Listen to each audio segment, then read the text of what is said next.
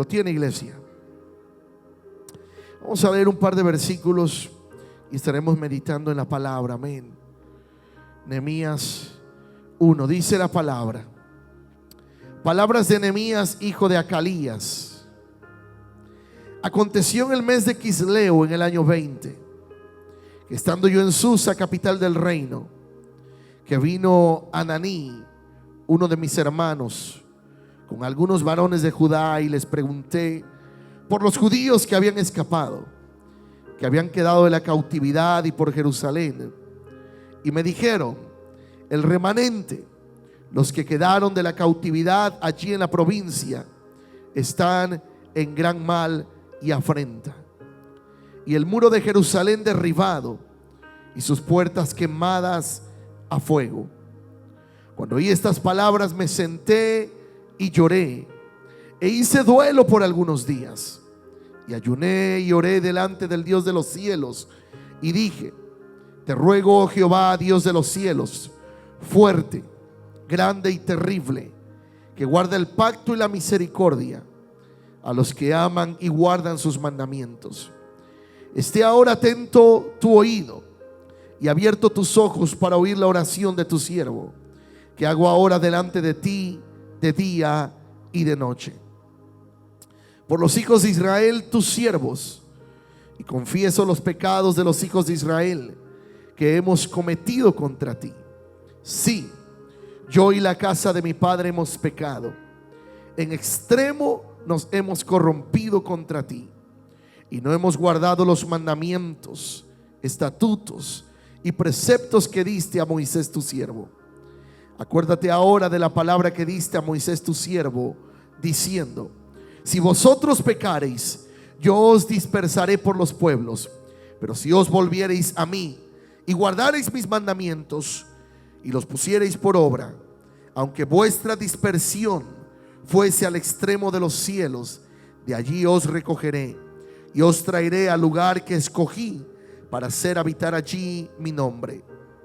Ellos pues son tus siervos y tu pueblo, los cuales redimiste con tu gran poder y con tu mano poderosa. Te ruego, oh Jehová, esté ahora atento tu oído a la oración de tu siervo y a la oración de tus siervos, quienes desean reverenciar tu nombre. Concede ahora buen éxito a tu siervo y dale gracia delante de aquel varón, porque yo servía de copero del rey. Padre, te damos gracias, Señor. Hemos leído tu palabra, Señor. Ahora te pido, Padre amado, que nuestra mente, nuestro corazón estén receptivos al consejo de tu palabra, Señor, y que podamos, mi Dios, atender el consejo de la misma, y que sea tu presencia, Espíritu Santo, ministrando nuestras vidas y nuestros corazones. En el nombre de Jesús te damos gracias, Señor. Amén y amén. Tome un momento su lugar, iglesia. Quiero hablar de algo, iglesia, en este día. Una palabra que seguramente ya hemos leído y hemos escuchado antes, y es un pasaje que a mí en lo particular me llama mucho la atención. El libro de Nehemías. Nehemías está hablando, en resumidas cuentas, del libro. Quiero entrar primero en contexto para que podamos comprender lo que la palabra nos enseña a través de este libro. La palabra nos enseña que Nehemías era un hombre que trabajaba, que había sido muchos años atrás llevado cautivo a un pueblo, a una nación que no era su pueblo, que no era su nación. Pero allí comenzó poco a poco a ir subiendo y escalando hasta llegar a ser el copero del rey. ¿Qué función desempeñaba el copero? Era la persona que probaba los alimentos, que probaba las bebidas del rey antes de que el rey las probara. Por si por alguna razón alguien quería envenenar al rey, el que moría primero era el copero. Él era la persona que exponía su vida para que no hiciese daño al rey, para que no dañaran al rey. Era la persona que tenía que probar todo antes que lo probase el rey. era la persona de confianza, porque él bien podría decir: ya probé los alimentos. Y si alguien quería asesinar al rey a través de alguna bebida, a través de algún alimento, él se pudo prestar para que le privaran de la vida al rey. Sin embargo, fue un hombre de mucha confianza delante del rey. Un hombre de mucha confianza. ¿Para qué? Porque literalmente el rey ponía en las manos de Nehemías su propia vida. La ponía en sus manos. Y la palabra nos enseña que aunque Nehemías era un hombre confiable, era un hombre de confianza, llega el momento en que le visitan a él gente de su pueblo, Israel, de su nación. Y lo que sucede es que él pregunta por su pueblo. Dice: ¿cómo está la familia? ¿Cómo está nuestro pueblo? ¿Cómo está nuestra gente? Y él comienza a decir que están en oprobio, que están en dificultad, que están pasando momentos de tribulación, momentos de angustia, porque en esos tiempos cada ciudad se demostraba por su fortaleza en base a los muros que rodeaban la ciudad. Por eso en los tiempos de Jericó se hablaba de una ciudad que nadie podía conquistar, porque era una ciudad que tenía tremendos muros. Pero aquí nos está hablando de una ciudad, de un pueblo cuyos muros habían sido derribados. Estaban derribados, no había nadie que había pensado por mucho tiempo el ayudar a reconstruir estos muros. Lo que sucede en este relato, dice la palabra que Nehemías se entristeció.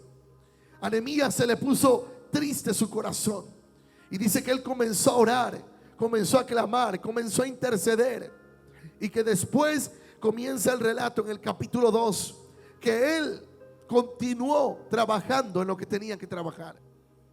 Y él comenzó nuevamente al día siguiente a ir a servirle al rey sus bebidas, sus alimentos.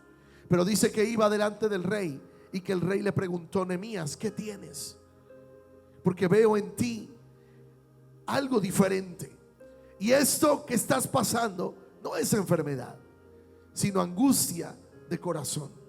Y dice la palabra que Nehemías ahí se puso triste, se puso preocupado, porque nadie se podía presentar delante de un rey triste. En otras palabras, nadie podía echarle a perder un día al rey. Y la persona que se atreviera podía ser sentenciada a muerte. La podían condenar a muerte. Por eso Nehemías se preocupó cuando el rey vio que algo diferente había en él, en la manera en que él servía delante del rey. Pero hay una historia más profunda, y comienza en el capítulo 2, donde Nehemías literalmente va con cartas del rey. Él comenzó a orar, a clamar delante de Dios, y Dios le dio gracia delante del rey.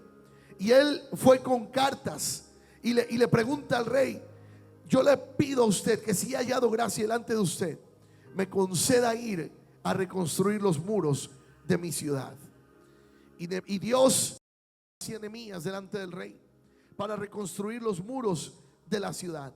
Pero si usted lee todo el libro de Nehemías, que por cierto no es un libro muy largo, pero es un libro muy profundo, con mucha enseñanza, dice que él fue con cartas para que donde él iba, donde él pasaba, los reyes le concedieran a él pasar por esa nación y poder ir a su ciudad a reconstruir los muros.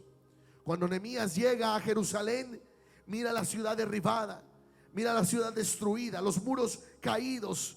Pero ahí en Jerusalén dice la palabra que él comenzó a rodearse de personas que le ayudaron a reconstruir los muros, a levantar los muros. Y comenzó a buscar entre ellos la ayuda para hacerlo. Pero ya Nehemías tenía la gracia y el favor de muchos reyes que le ayudaron con madera, con todas las provisiones para reconstruir la ciudad. Yo sé que usted ha leído esta historia, pero quiero entrar en todo el contexto. Y comienzan a reconstruir los muros de la ciudad. Pero se levantaron gentes que estaban en contra de esto, que le dijeron: sabes, lo que ustedes están haciendo, eso, aún si un animalito se pasa sobre el muro, lo va a tirar, lo va a derrumbar. Y comenzaron a criticar todo lo que estaban haciendo Nehemías y el pueblo. Hay dos hombres que se levantan ahí, Tobías, Sanbalat, a decir que eso no iba a funcionar, que para qué hacían eso. Pero dice la palabra que Nehemías comenzó a buscar más de Dios.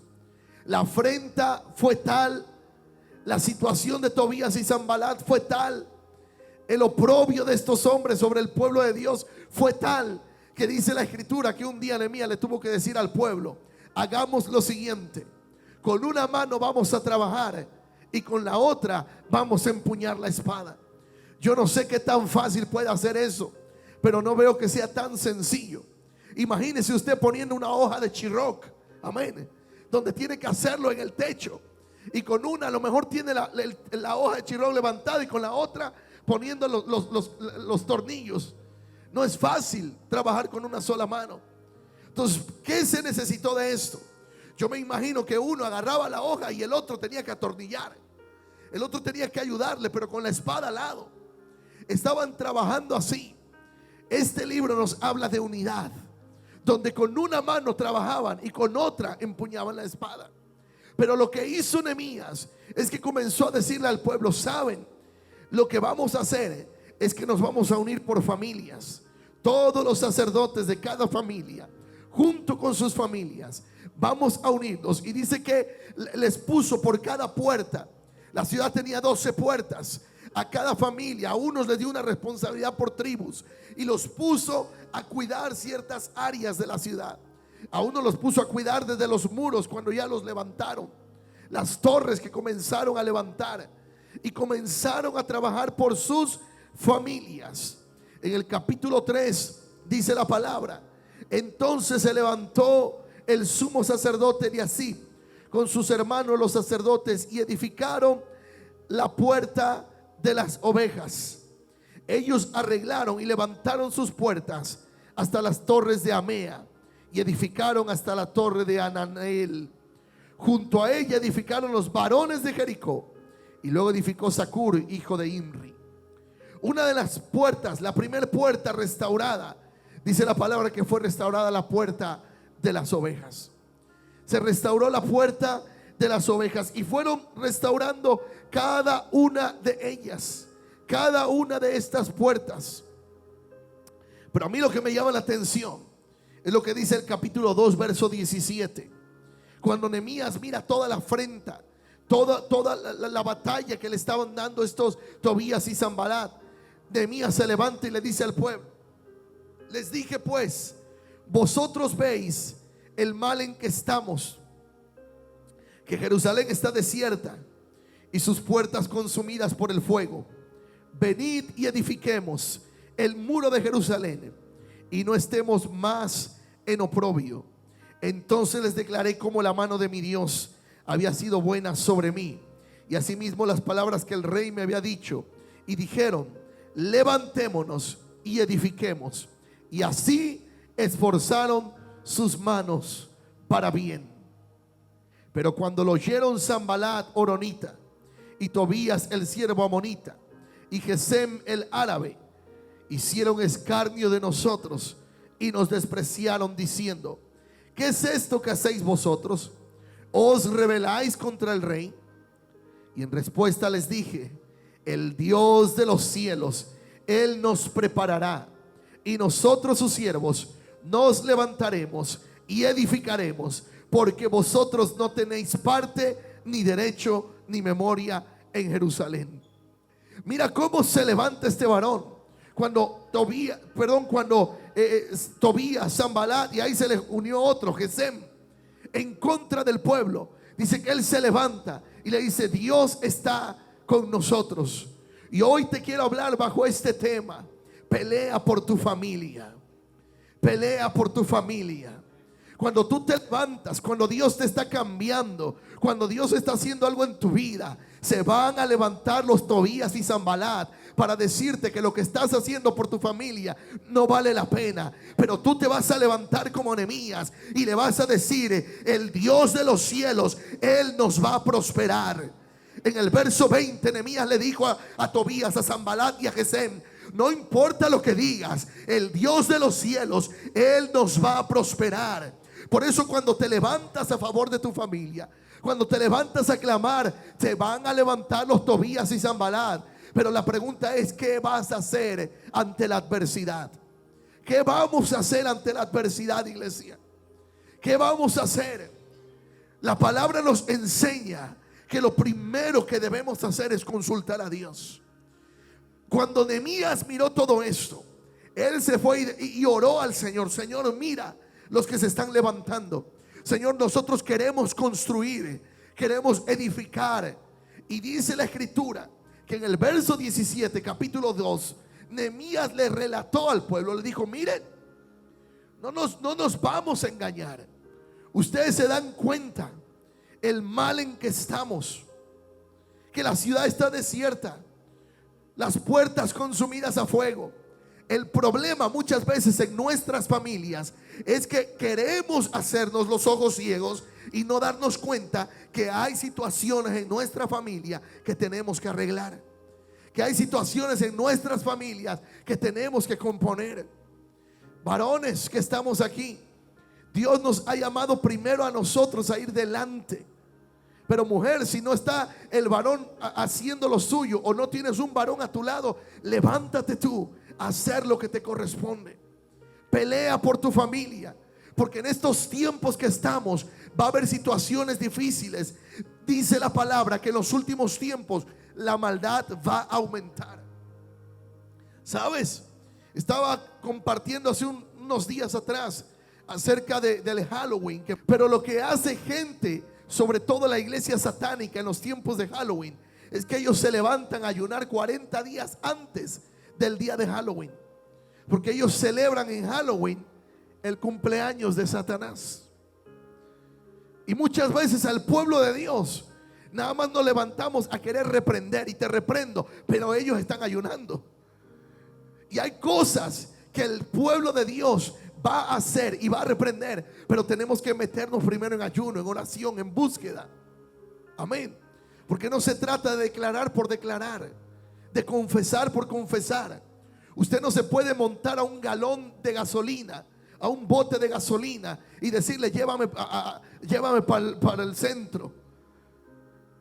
La gasolina es el combustible, pero si la gasolina no está en el tanque correcto, en el instrumento correcto, la gasolina no va a funcionar para lo que se supone debe funcionar.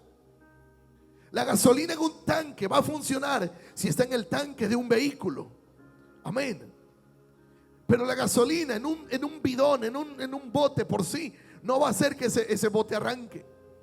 Hay cosas que tú y yo necesitamos hacer, y es buscar la presencia de Dios, pelear por nuestras familias, porque el enemigo, iglesia, las cifras son tremendas de cómo han incrementado la disfuncionalidad familiar, los problemas familiares, las separaciones, los divorcios. Y no solo eso, hoy en día el enemigo tiene una agenda tan comprometida para poder cambiar la mente de la humanidad.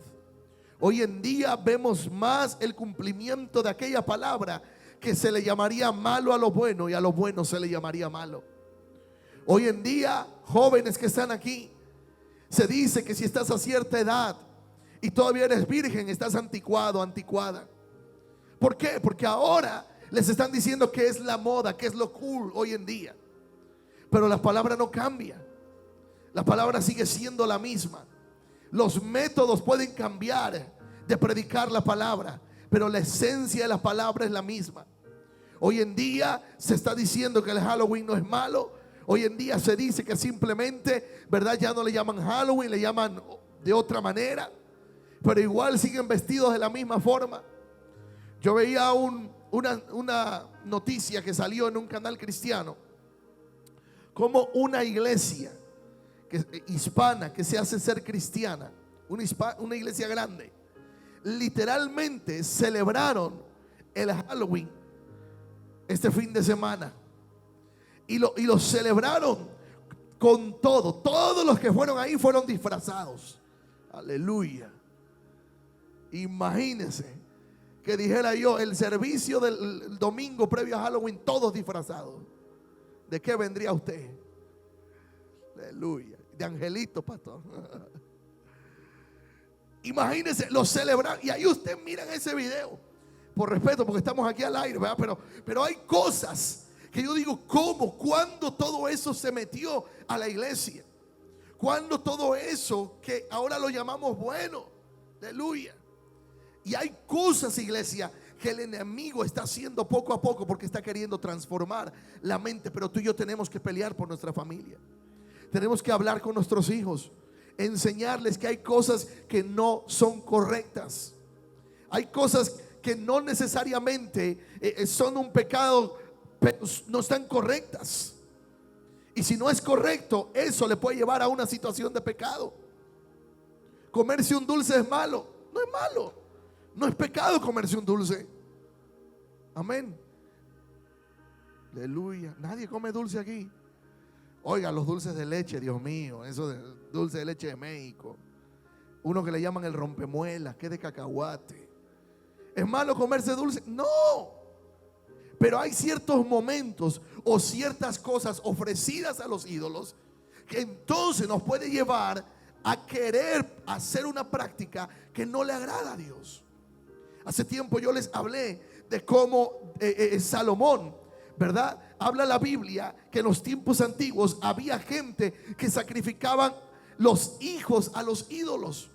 Y Salomón terminó a través de muchas mujeres que tuvo.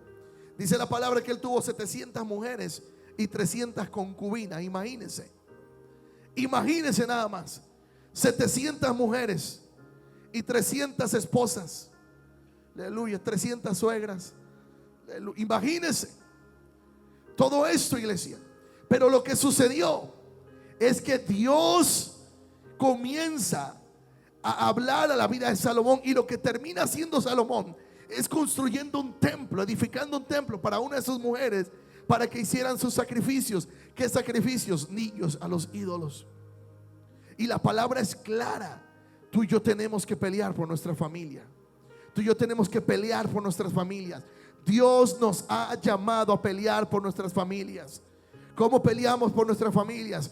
En oración, en ayuno, pero también en confrontar y hablar las cosas que no son correctas delante de Dios. Nehemías encontró mucha oposición. Nehemías encontró mucha oposición. Entre ellos llegó un momento en que el pueblo se desanimó. Se desanimó porque veía la opresión. Nehemías capítulo 4 verso 10 dice: y dijo Judá: las fuerzas de los acarreadores se han debilitado y el escombro es mucho y no podemos edificar el muro. Y nuestros enemigos dijeron: no sepan ni vean hasta que entremos en medio de ellos y los matemos y hagamos cesar la obra. Fíjate cómo el enemigo trabaja. Dice aquí que el pueblo ya estaba cansado. Las fuerzas se le habían agotado. ¿Cuántas veces tú y yo nos hemos cansado de hablarle a algún familiar que no quiere entender las cosas de Dios, que por más consejo que le das y sigue lo mismo y sigue lo mismo y no cambia? Y por más que le das consejo, no cambia.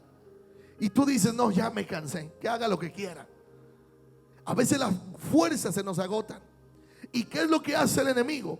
Dice ahí que los enemigos, verso 11, dijeron: no sepan ni vean hasta que entremos en medio de ellos y los matemos y hagamos cesar la obra. Eso es lo que quiere hacer el enemigo. Meterse dentro de la situación, meterse dentro de la familia. ¿Para qué? Para desde adentro destruir la familia. Dice que no sepan ni vean. ¿Cómo hace el enemigo? Se mete a través de diferencias en el matrimonio, a través de diferencias entre los padres y los hijos, a través de los malos entendidos en el matrimonio, la falta de amor en la pareja, la falta de comprensión entre la familia, y no nos estamos dando cuenta que el enemigo nos está atacando desde adentro. Por eso necesitamos pelear por nuestra familia. ¿Cómo se mete desde adentro? Desde los programas que nuestros hijos miran, la televisión, la internet, los dispositivos móviles. Desde ahí se está metiendo. Y lo que dice el enemigo, dice: hasta que entremos en medio de ellos y los matemos. Pero ahí está diciendo ahí que no sepan. El enemigo se mete, iglesia. Por eso tú y yo tenemos que hablarle a nuestros hijos las cosas que no son correctas delante de Dios. Ahora, ¿es malo ver una película? No. Pero hay ciertas películas que tienen contenido. Más en esta temporada. Usted mira ahorita en los cines ciertas películas promoviendo todo lo que tiene que ver, ¿verdad?, con el espanto, el terror y todas esas cosas. Y no se da cuenta la persona que está mirando eso. Pero muchas veces las películas están diseñadas de esta manera. Lo que hacen es que hay ciertas imágenes donde la escena se desarrolla entre ellos. Pero hay un momento en alguna escena donde le toman de frente a un actor o a una actriz y pareciera que le está mirando a usted. Hay ciertas imágenes que se avientan y pareciera que se salen de la pantalla. Y aunque no lo crea, todo eso está diseñado porque son ciertos espíritus que se transmiten. Recuerde que dice, la palabra nos enseña que los ojos son nuestra ventana hacia nuestra alma. Lo que entra por nuestros ojos, lo que estamos mirando en la pantalla, lo que usted observa en la pantalla. Por eso el enemigo quiere meterse sin que tú y yo nos demos cuenta en la vida de nuestros hijos. Y tenemos que enseñarles a ellos, iglesia. Hace unos meses atrás se promovió mucho y hubo mucha controversia en medios de comunicación por un nuevo programa que lanzaron en Netflix acerca de unas niñas 12, 11 años, donde supuestamente querían ganar el premio, pero salían bailando de una manera inadecuada. Y había mucha controversia, que si debía de hacerse, que si no sé qué, esto, que lo. Y según los cazatalentos, llamando la atención sobre esto, los noticieros hablando de esto, y hay muchos cristianos debatiendo sobre esto. Pero la pregunta es: ¿dónde estamos los padres? ¿Qué les estamos permitiendo a nuestros hijos ver? El mundo va a producir lo que ellos creen para ellos es lo que se vende. Pero tú y yo tenemos que inculcar a nuestros hijos lo que es correcto y lo que no es correcto. El mundo va a producir y el mundo nunca va a dejar de producir. ¿Por qué? Lo mismo tú y yo, ¿verdad? Vamos a un restaurante y lo mismo hay vegetales, aleluya, que un buen platillo con grasosito así, aleluya, que usted lo pide y hasta así. Imagínese un molcajete de esos mexicanos, ¿no? Que usted pide el molcajete ahí, que tiene chorizo, carne. ¿Y qué pedimos? El plato de vegetales steam, arroz steam, o pedimos el molcajete, nuestra bandeja paisa, el pollo con tajadas, aleluya, qué ricos y deliciosos. Ahora, ¿es malo comer eso? No. Pero hay momentos que usted, si se lo comió, entonces cuídese después. Pero imagínense si comemos, para los mexicanos que nos encanta el chorizo, todo ese tipo de comidas, imagínense comer grasa saturada todos los días. Al ratito nuestras arterias están tapadas. Entonces es lo mismo en el mundo. El mundo va a producir lo que para su mente creen que es correcto. Pero tú y yo tenemos la opción de decidir qué consumir y qué no consumir. Amén, iglesia. Amén. Y yo sé que cuando salga de aquí, vaya a ir a comer, usted va a pedir puros vegetales. Aleluya. A la mantequilla no, puros vegetales hervidos, porque usted se va a cuidar. O por lo menos a la mantequilla, para que surja, ¿verdad? Pastora Keili dice churrasco, churrasco. Pero el mundo, iglesia, va a comenzar a producir. tú y yo tenemos que pelear por nuestra familia. Dice que las fuerzas se le agotaron. ¿Cuántas veces nos ha pasado aún con nuestros hijos? Que les decimos esto no, esto no, esto no, y vuelve a lo mismo. Con familia vuelven a lo mismo, con amistades vuelven a lo mismo.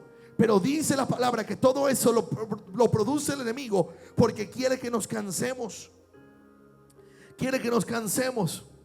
Pero tú y yo necesitamos redoblar nuestras fuerzas.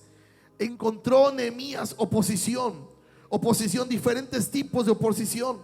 Mire, capítulo 6, quiero darte un contexto de cómo es que Dios llevó al pueblo a pelear por sus familias. Capítulo 6 dice: cuando oyeron Sanbalat y Tobías y Gesén el árabe y los demás nuestros enemigos que habíamos edificado el muro y que no quedaba en él pórtico, aunque hasta aquel tiempo no había puesto las hojas en las puertas, Sanbalat y Gesén enviaron a decirme: ven y reunámonos en alguna de las aldeas en el campo de Ono. Mas ellos habían pensado hacerme mal. Y les envié mensajero diciendo: yo hago una gran obra y no puedo ir, porque cesaría la obra, dejándola yo para ir a vosotros. Y enviaron a mí con el mismo asunto hasta 4 veces, y yo les respondí de la misma manera. ¿Sabe lo que quiere hacer el enemigo? El enemigo siempre, cuando ve que tú le crees a la palabra y que tu familia está avanzando, que Dios te está bendiciendo, lo que va a querer hacer ahora, varón, es distraerte. Es distraerte. La cosa va bien y te comienza a poner más trabajo y más trabajo, y ahora dejas de asistir a la iglesia con tu familia. ¿Y qué es lo que pasa? Tu familia va a la iglesia y tú no asistes a la iglesia. No buscas de Dios. ¿Por qué? Porque lo que hace es comenzar a saturarnos para distraernos, para que no podamos estar al frente de la familia. Dios le ha dado una característica especial a las mujeres. Las mujeres tienen un discernimiento que a veces los varones no vemos. A veces los varones estamos y la mujer dice: pero no te diste cuenta. Y nosotros estamos Y uno dice: la mujer es observadora. ¿Por qué? Porque Dios le dio esa capacidad. Algunos le llaman sexto sentido, pero no, es una capacidad y una habilidad que Dios les ha dado. Amén. Porque el sexto sentido a veces cae en sospechosismo. No, pero no cae en sospechosismo. No, lo que Dios le dio a la mujer es discernimiento. Discernimiento. Por eso a veces las mujeres van a ver cosas que nosotros no vemos, porque tienen una percepción más sensible. Ahora, pero el varón trae dirección. Yo no sé si su Biblia lo tiene encabezado así, pero aquí mi Biblia, el encabezado del capítulo 6 dice: oposición por astucia. No sé si lo tiene así.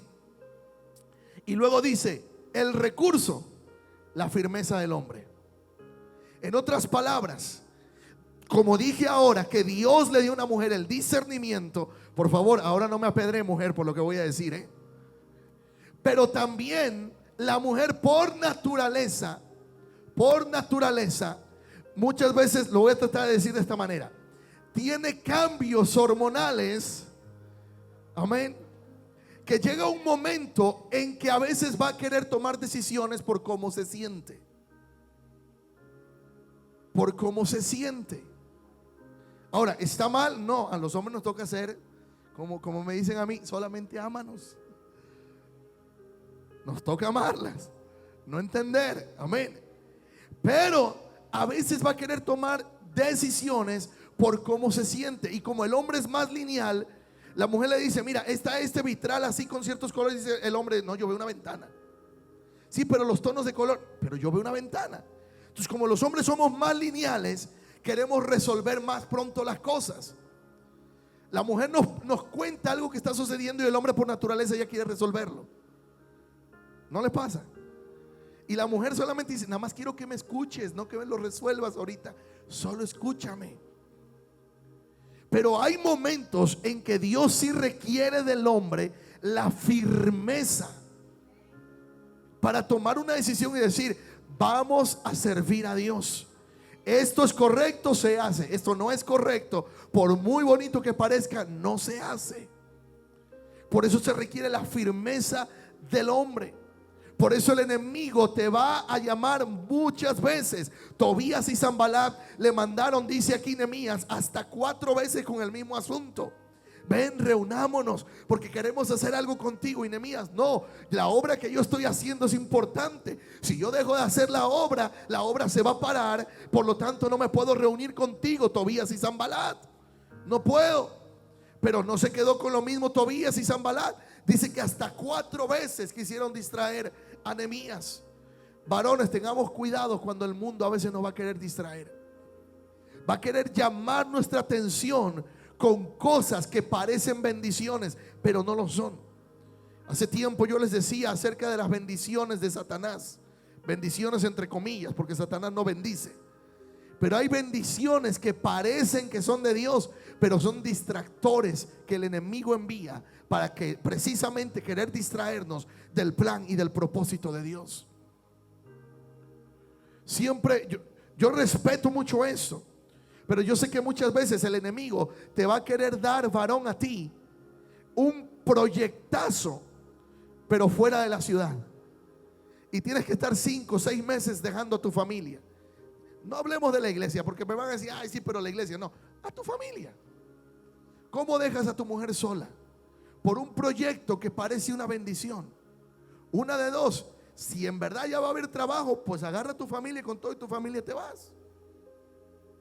Pero no dejes sola a esa mujer, a ese varón, a tus hijos, a los varones, los hijos, los niños, las jovencitas. ¿Por qué? No es, bueno, no voy a profundizar ahí. Pero hay muchas cosas que el enemigo va a querer distraerte. Varón, 4 o 5 meses alejado de tu mujer. No tengo que ser explícito, amén. Pero vas a andar. ¿Y qué va a hacer el enemigo? Te va a presentar a una mujer por ahí. Y tú vas a decir: uy, yo con hambre. No soy más explícito. ¿Y qué hace el enemigo? Comienza a querer llamar la atención. Porque el enemigo sabe cómo distraer. El enemigo sabe cómo llamar la atención. Por eso el plan no era que te fueras a trabajar fuera. El plan no era que ganaras esos miles que ibas a ganar afuera. El plan del enemigo es separar un tiempo a la familia para luego destruir a la familia. Por eso tenemos que ser sabios y pelear por nuestra familia. Amén. Si hubiera un caso así y en verdad hay una bendición de que tienes un trabajo, un proyecto y te tienes que mover a otro lugar, jala con tu familia. Busca dónde congregarte. Di: y oramos por ti, te enviamos, amén.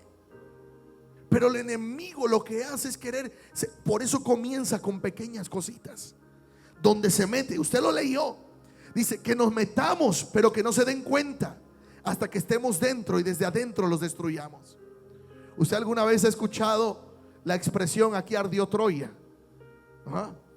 Pero es parte de una historia donde supuestamente los troyanos, bueno, la gente que iba a destruir Troya, dicen que se metieron ahí. Lo ilustran de esta forma: que como era una ciudad donde tenían tantos ídolos, construyeron una especie de caballo al que lo idolatraron. Se metieron, pero una vez que les abrieron la puerta de la ciudad, gente que iba escondida en esa imagen salió y desde dentro destruyeron la ciudad. Desde dentro. La estrategia del enemigo siempre es la misma. Quiere que nos distraigamos, meterse y desde adentro destruir. Por eso tenemos que pelear por nuestra familia. Dice en el versículo 15 del capítulo 6 que fue terminado el muro. Dice que después de 52 días fue terminado el muro.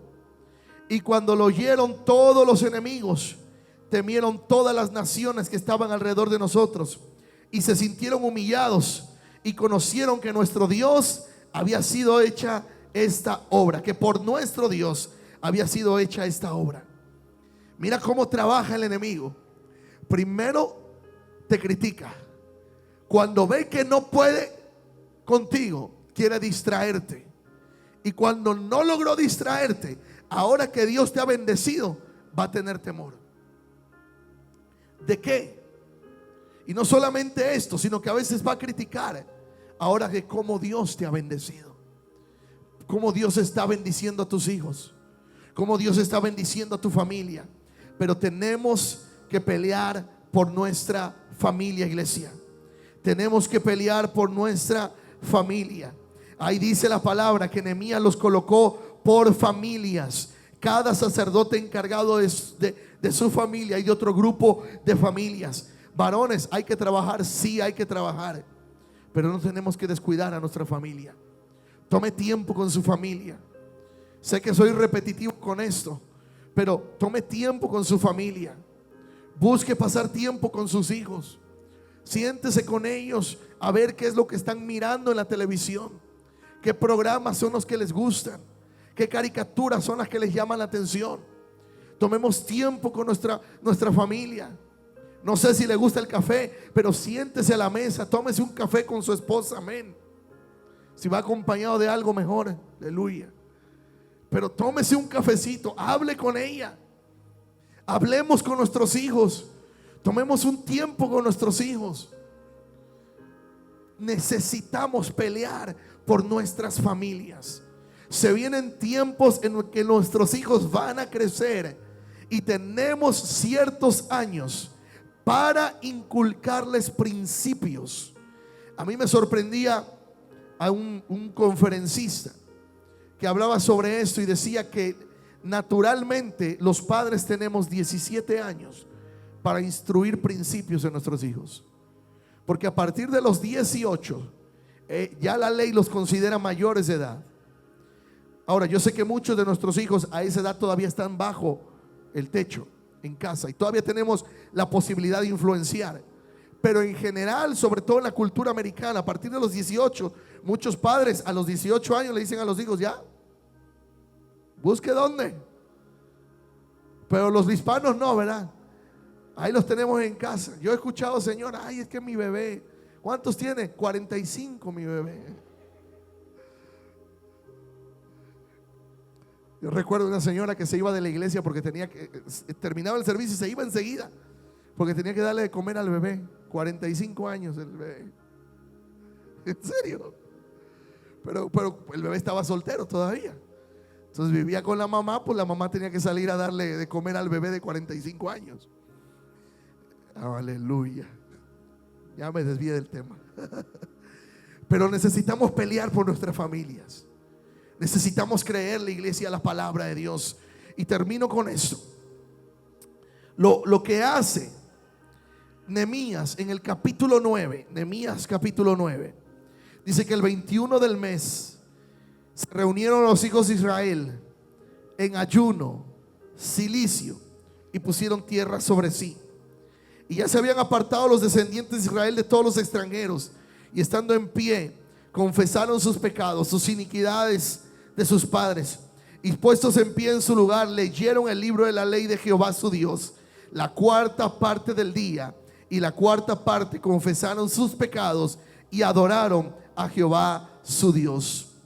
Luego se levantaron sobre la grada de los levitas y comienza a mencionar varios nombres de levitas, pero en el capítulo verso 5 dice: y dijeron los levitas Jesúa, Cadmiel, Bani, Absanías, Serebías, Odías, Sebanías y Pataías: levantaos, bendecid a Jehová vuestro Dios desde la eternidad y hasta la eternidad, y bendígase el nombre tuyo, glorioso y alto, sobre toda bendición y alabanza. Tú solo eres Dios. Tú hiciste los cielos y los cielos de los cielos, con todo su ejército, la tierra y todo lo que esté en ella, los mares y todo lo que hay en ellos. Y tú vivificas todas estas casas, y los ejércitos de los cielos te adoran. Tú eres, oh Jehová, el Dios que escogiste a Abraham y lo sacaste de Ur de los Caldeos, y le pusiste el nombre de Abraham, y hallaste fiel su corazón delante de ti, e hiciste pacto con él para darle la tierra del cananeo, del eteo, del amorreo, del fereceo, Jebuseo, Gergeseo y todos esos feos. Y dice el verso 9: y miraste la aflicción de nuestros padres en Egipto y oíste el clamor de ellos. Mira lo que comienza a hacer el pueblo después de todo esto. Mientras los muros estaban derribados, el pueblo se sentía sin esperanza. El pueblo se sentía derrotado. Pero cuando se reconstruyeron los muros, el pueblo volvió a tener confianza. Sabes que muchas veces nuestros hijos, cuando hay problemas matrimoniales, los que más sufren son nuestros hijos. Cuando hay una separación, cuando hay un divorcio, uno se puede separar los bienes, la casa, el auto, cualquier cosa, pero los hijos no los puede uno partir. No los puede uno partir. Los que más sufren son ellos. Pero cuando hay un momento de restauración, yo sé que hay cosas que ya no se pueden restaurar, y eso lo entendemos. No es lo que Dios hubiera querido, pero hay momentos que ya no se pueden restaurar. Hay relaciones que ya no se pueden restaurar. Pero cuando la persona se restaura en Dios, vuelve la confianza a esa persona. Mientras los muros están tirados, como personas nos sentimos destruidos. Nos sentimos que no podemos. Nos sentimos incapaces. Nos sentimos que ya no merecemos las bendiciones de Dios. Pero cuando se levantan los muros, Dios comienza a restaurar la confianza. ¿Y sabes qué hace la restauración de la confianza? Uno vuelve a recordar las promesas de Dios y a proclamar las promesas de Dios. Hay momentos en nuestra vida en donde esas promesas se nos olvidaron, pero cuando las ruinas son restauradas, cuando los muros son levantados, vuelve a nuestra mente y a nuestro corazón esas promesas que un día recibimos de parte de Dios. Y aunque hay cosas que ya no se pudieron restaurar, hay momentos que Dios restaura la vida de la persona y tu confianza en Dios vuelve a ser restaurada. Y que dice: Señor, gracias, porque tú me diste la promesa, tú me diste esta palabra. Hace tiempo, Señor, a mí se me había olvidado, pero yo recuerdo esta promesa que un día me hiciste y que comienzas a hacer, a proclamar la palabra de Dios. Aquí mismo los levitas dicen en el verso 8 que Dios halló fiel el corazón de Abraham. Dice: porque hallaste fiel su corazón delante de ti. Iglesia, hay cosas que ya no se pueden restaurar. Por más que uno quiera, no se pueden restaurar. Pero nuestro corazón tiene que estar fiel con Dios. Amén. Aún en la dificultad, aún en los procesos difíciles, el corazón tiene que estar fiel con Dios, porque al fin de cuentas la salvación es personal. Y usted tiene que procurar su relación con Dios. Si hay un familiar que no quiere, usted déle el consejo, ore por él, por ella, clame por él, por ella. Pero si no, usted procure su relación con Dios. Hay que pelear por nuestra familia.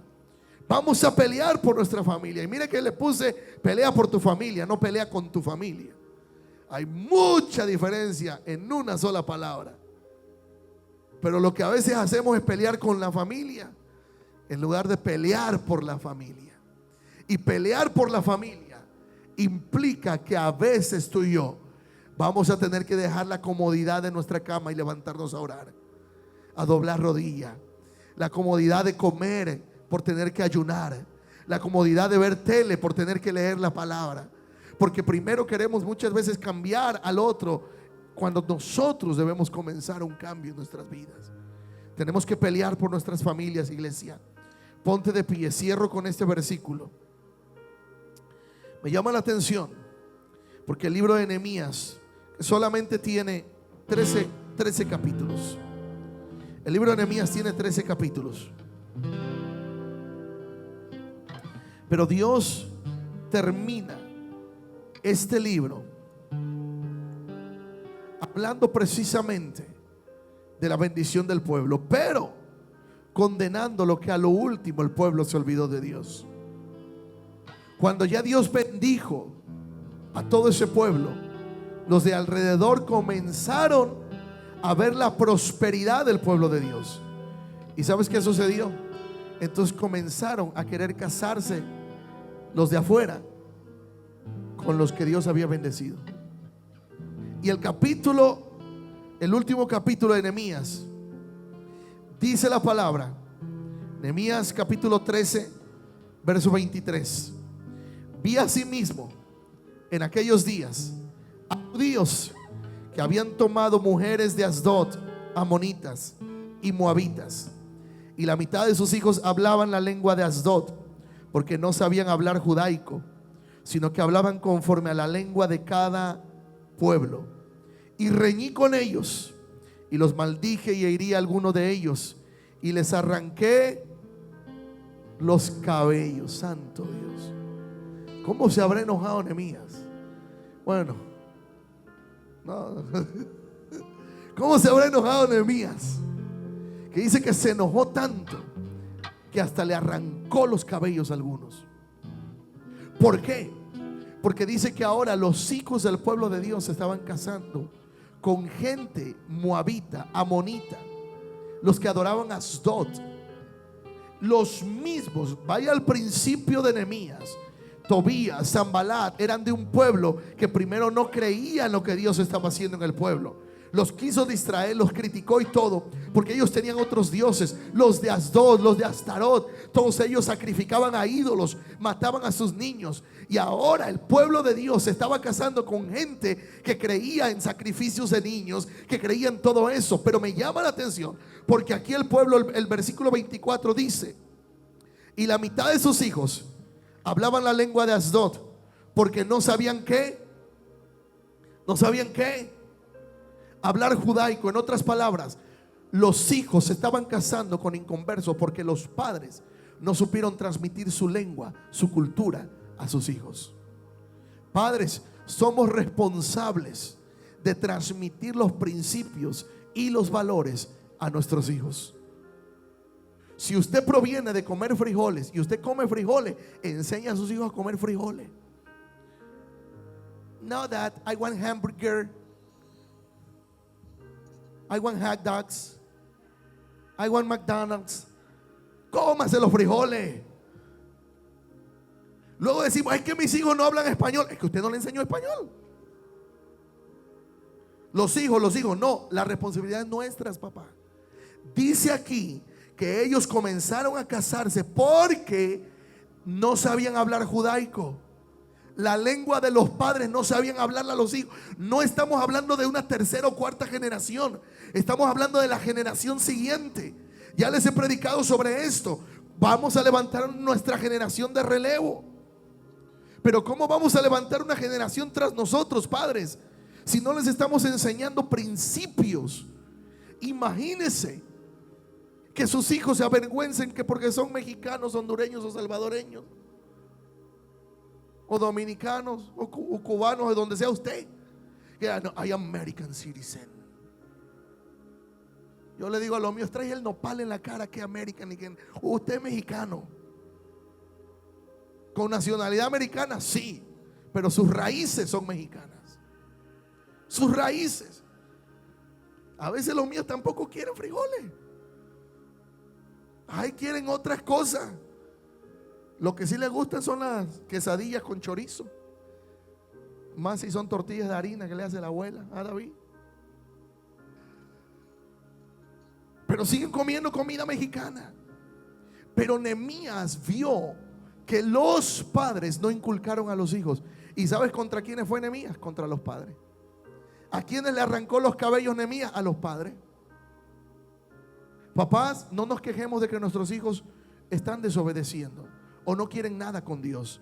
Tú y yo somos responsables, mientras estén bajo nuestro techo, de traerlos a la casa de Dios.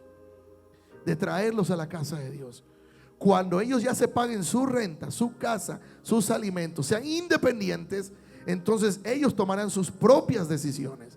Pero mientras usted pueda, influencie a sus hijos a buscar de Dios, a buscar la presencia de Dios, a tener principios bíblicos. A mí me han dicho los míos: pero es mi cuarto, pero es mi casa. Llévese, a ver, arranque su cuarto y lléveselo. No. Como padre, yo tengo el derecho y la autoridad de meterme en sus cuartos, a ver qué están viendo, qué tienen. ¿Qué está bajo el colchón? ¿Qué están mirando? Perdón, jóvenes, no estoy muy de su lado ahorita. No me van a querer después de esto. Y yo sé que aunque no lo entiendan ahorita, jóvenes, los padres sabemos por qué lo hacemos. Porque ustedes han sido escogidos por Dios para algo especial. Porque queremos cuidar lo que Dios ha depositado sobre ustedes. Varones que están aquí, si a usted le gustó una inconversa, no digas que yo la voy a convertir. Mire, primero predíquele que se convierta, mira el testimonio y ya luego haga trato. Mujer, joven que está aquí, no diga, es que yo lo voy a convertir. Vaya, pastor, pues con todo esto que no se va a convertir. No, va a buscar la carne. Primero que se convierta, que vea usted el testimonio, que no busque a Dios por usted, que busque a Dios porque siente él o ella la necesidad de buscar de Dios. Porque una vez que ya esté amarrado, mire, yo he visto a lo largo de mis años que a veces ha habido matrimonios así, y si era el varón el inconverso, luego la mujer ya no puede ni llegar a la iglesia. Pastor, ya no me deja, ya no puedo llegar a la iglesia, ya no quiere que llegue a la iglesia. Pero en un principio fue para conquistarte, para conquistar a la mujer, y después la sacó completo de buscar de Dios. Pero la responsabilidad, le dijo Nehemías al pueblo, es de los padres. Padres, tenemos la responsabilidad.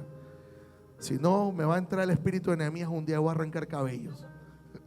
No, no es cierto. Pero la palabra nos enseña que Nehemías comenzó contra los padres. Tenemos la responsabilidad, papás. Nuestros hijos no van a entender mucho ahorita si están pequeños, por qué ciertas caricaturas no. Pero en la medida de lo posible, instruyamos, hablamos con ellos. Varones que están aquí, jóvenes que están aquí, que ya a lo mejor están pensando en su mente, en su corazón un día casarse. No es que te vas a casar mañana o pasado mañana, pero estás creciendo y estás formando, te estás formando, estás cambiando y quieres formar un día tu familia. Pídele a Dios desde ya. Pastor, estoy muy chico. Pídele a Dios desde ya. Yo sé lo que te digo.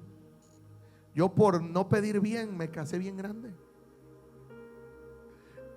Yo cuando entré a la universidad, yo recuerdo la oración: Señor, yo no quiero tener que casarme. El día que me case es porque quiera casarme. Y se lo dije así porque muchos de mis compañeros tuvieron que casarse en la universidad porque salió embarazada la novia. Y yo le dije: Señor, yo no quiero tener que casarme. Yo quiero terminar mi universidad, quiero disfrutar un tiempo de soltero, viajar, pero nunca dije qué tiempo. 25 y nada, 26 nada, 27 nada, 29 nada. A los 30 yo ya me sentía que el tren se me fue. Y a los 30 la misma congregación donde yo estaba, tan chula la congregación, y me decía: hermano, ya se le fue el tren. No, usted ya se quedó. No, usted ya ni con rifa sale. No, usted mire, una rifa y regalamos los tickets a ver quién se. A los 30, qué hermosa congregación. Hombre, hacía. No, hermano, usted es como esos pollos viejos, ya ni hervido. Oiga, y lo digo ahora en broma, pero en serio, me afectó en algún momento. Me afectó mis emociones.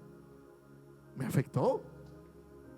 Por eso cuando vi el vagón dije: de aquí me agarro y no me suelto. Ahí está mi vagón. Pues como decían que se me iba el tren, pues del último vagón me agarré.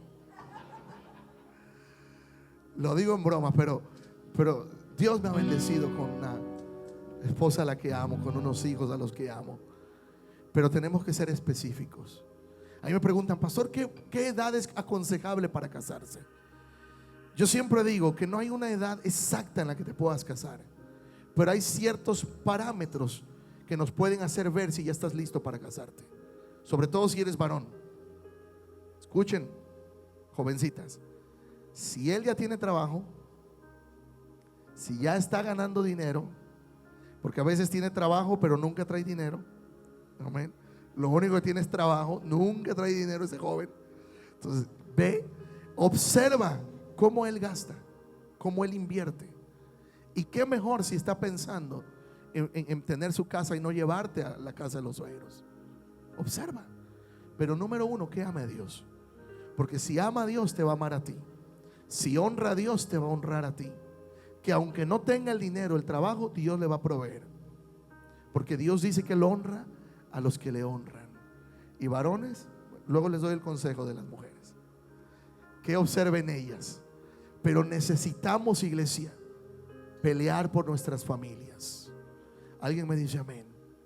Vamos a pelear por nuestras familias, no entre nosotros. Papás, yo sé que a veces los matrimonios vamos a tener diferencias, pero vamos a tener que arreglar las diferencias. Yo sé que a veces el varón se va a dormir a la sala, o lo mandan a dormir a la sala, o nos mandan a dormir a la sala, o nos vamos a dormir a la sala. Va a haber diferencias, pero al fin de cuentas tenemos que reconciliarnos por nuestros hijos. Ellos necesitan ver que hay un matrimonio, una familia, que no somos perfectos, pero la Biblia no habla de matrimonios perfectos, pero sí de familias estables, de principios estables. Mujer, tu varón no va a ser perfecto, así como tú no eres perfecta. No somos perfectos, pero sí podemos dar lo mejor de nosotros para que la familia funcione, para que el matrimonio funcione. Peleemos por nuestra familia, peleemos por nuestros hijos. Padre, yo te doy gracias en esta hora. Padre, yo te pido por cada varón, cada mujer que está aquí, Señor. Hoy he transmitido lo que creo has puesto en mi corazón para hablar, Señor. Se vienen tiempos turbulentos, mi Dios, tiempos donde nuestras convicciones, Señor, serán probadas como lo han sido probadas en meses anteriores, en años anteriores, Padre. Pero ahora nuestras convicciones tienen que ver con lo que está de acuerdo a tu palabra. Que podamos transmitir a nuestros hijos, Señor, los valores y los principios bíblicos, mi Dios, para que cuando a ellos les toque ser probadas sus convicciones, ellos sepan defender sus convicciones en base a tu palabra, Señor. Padre, no queremos terminar como termina el libro de Nehemías, Señor, que comenzaron bien reconstruyendo, Señor, los muros. Comenzaron bien reconstruyendo la ciudad. Comenzaron, Señor, confesando sus pecados delante de ti, buscándote en ayuno, buscándote en oración. Pero al fin de los días no supieron los padres cómo transmitir a sus hijos, a la siguiente generación, Señor, los principios de tu palabra.